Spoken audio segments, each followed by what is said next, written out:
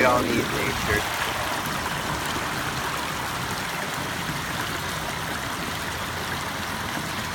Even when they're in the middle of a neighborhood.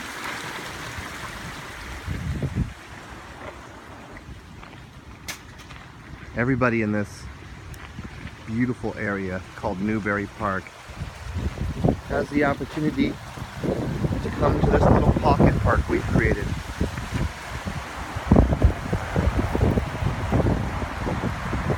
And to experience nature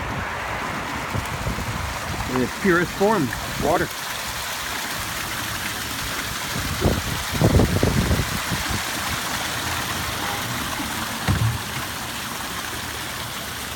I consider myself very, very blessed to be able to work with nature, to create art with strokes of color and life.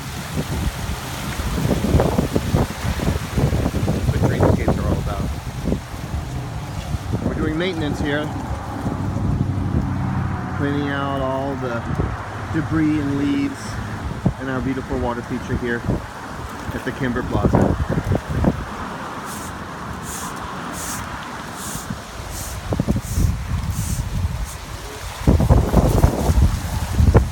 On this gorgeous windy day here in Los Angeles.